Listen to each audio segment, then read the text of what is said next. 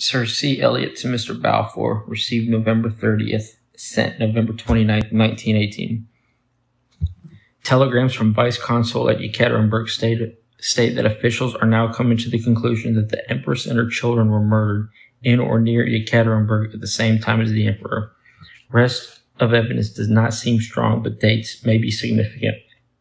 Emperor was murdered on the night of July 16th, and Grand Duke Sergei, together with Princess mentioned in my telegram of November 4th, were murdered at Alipavix on 18th of July. It is hence supposed that murderers went from Yekaterinburg to Alipavix. At Alipavix, their intention was clearly to exterminate the imperial family, and it is feared they were actuated by same motives as at Yekaterinburg.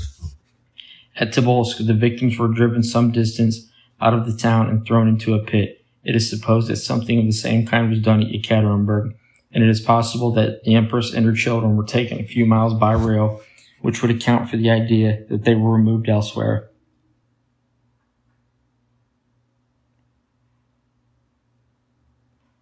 General Polt to the War Office, received January 9th, sent January 8th. The Bolsheviks are now employing gangs of Chinese for the purpose of killing officers and deserters. Peasants have been killed by these gangs for refusing to comply with requisitioning decrees, and even the families of officers serving here have been murdered. The above is based on authentic information. General Poll to the War Office, received January 12th, sent January 11th. 1919. From intercepted radios and leaflets, it is clear that to allay hostility abroad, Bolsheviks are conducting double campaign. Leaflets are distributed among German troops, while decrees which are not intended to be put into force and appeals are radioed to Berlin, which show Bolsheviks in sufficiently liberal light to bring them into line with German socialists. Appeals to unite and force worldwide revolution are made at the same time to the proletariats. It is manifest from the numerous deserters and refugees from Central Russia efforts to destroy social and economic life of a country have not abated. There is evidence to show that commissariats of free love have been established in several towns, and respectable women flogged for refusing to yield. Decree for nationalization of women has been put into force, and several experiments made to nationalize children. I trust His Majesty's government will not allow peace conference to be influenced by Bolshevik presentation of their case abroad, as their action at home is diametrically opposed to this. Mr. Alson to Mr. Balfour, received January 15th, sent January 14th of 1919. I have received the following from Consul at Yekaterinburg, dated the 13th of January. The number of innocent civilians brutally murdered in rural towns run into hundreds. Officers taken prisoners by Bolsheviks here had their shoulder straps nailed into their shoulders. Girls have been raped. Some of the civilians have been found with their eyes pierced out, others without noses, while 25 priests were shot at Perm, Bishop Adronik having been buried alive there. I have been promised the total number of killed and other details when available. General Knox to the War Office, received January 16th, sent on January 15th. An officer has just returned from a few days visit to Perm.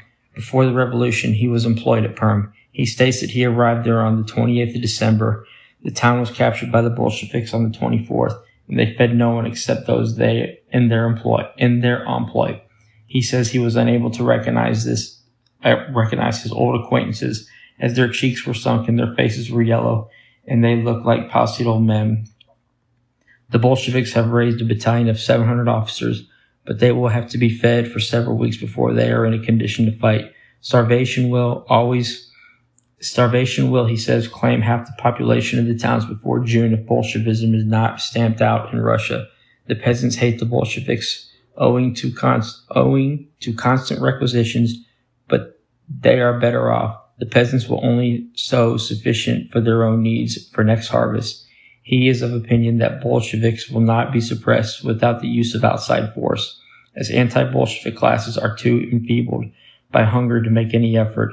There are, of course, numerous murders. There was one commissary who used to have a dozen prisoners out every night, and before loading by ball cartridge, made the firing party snap their rifles at them 10 or a dozen times. As the educated workmen have been taken away by the Bolsheviks, the chances of the factories producing anything for several months is negligible.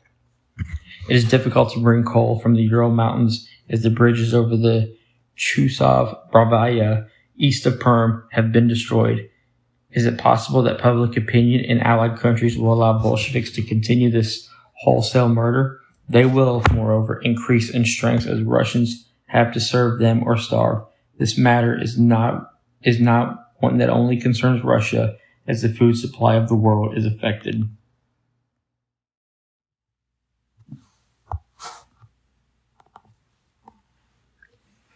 Mr. Alston to Mr. Balfour, received January 20th, sent January 18th, 1919 from Vladivostok. I've been given following information by a member of the Red Cross mission, Dr. T, who has just returned to Vladivostok from the neighborhood of Perm. He says that for rank barbarism and brutality, the horrors which he has witnessed of Bolshevik legacies in the localities which they were evacuated, the tortures, and the mutilations performed on wounded and others before death baffle description. Even ferocity of Turks and Armenia cannot be compared with what is now being done in Russia by the Bolsheviks.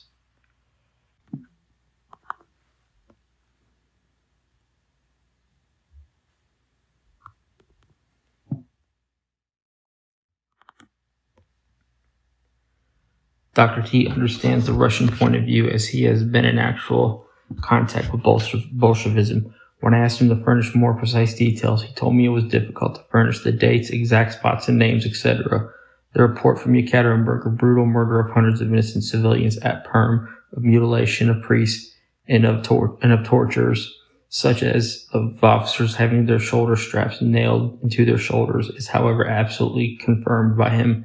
Dr. T found on battlefield during fighting in Ussuri district in July 1918 bodies of Czech soldiers in frightful states of mutilation, their private parts cut off, their heads cut open, their faces slashed, their eyes gouged out, and their tongues cut out. A doctor of HMS Suffolk attended 4 of such cases, which were brought to Vladivostok for official investigation. These mutilations were inflicted before death, according to the verdict given. The local representative of Czech National Council, Dr. Gursa, and his assistants state that over a year ago, hundreds of officers were shot at Kiev. When Bolsheviks captured that city, Premier Radzienko was shot and massacre of Prince Yushishin was brutally murdered. In the face of bitterest cold, these men were taken from their homes and thrown into automobiles and carts, and except for their caps, were made to strip naked. In the biting cold, they were forced for hours to stand in line, and Bolshevik soldiers were given liberty of shooting them in groups or singly as it pleased their fancy. Dr. Gursa was a surgeon in civilian hospital number 12 at this time. This hospital was crowded with patients on account of the ruthless manner in which the Bolsheviks were attacking the more educated classes and the officers in the city of Kiev. It was necessary to hide officers in closets, even when mortally wounded, to prevent Bolsheviks coming and taking them out to be shot in the streets. Many seriously wounded were taken from Kiev hospitals and ruthlessly murdered in the streets. Bolsheviks forced into the streets and shot men with abdominal wounds, broken limbs, and grave injuries in other parts of their bodies. He recollects seeing officers being eaten by dogs on the streets of Kiev. Wife of Dr. Gursa's assistant herself saw an automobile load of frozen bodies of dead officers being carried through the streets to a dumping ground outside the town. These men were forced out of their homes in the middle of the night. Hospital beds were emptied. Patients who were seriously ill were ruthlessly slaughtered, and men shot without mercy and without trial. A surgeon in the employment of the Red Cross in Vladivostok verified these accounts. He himself saw such crimes and fled from the vicinity of Moscow in terror with his wife. Photographs of these murdered civilians were shown to me.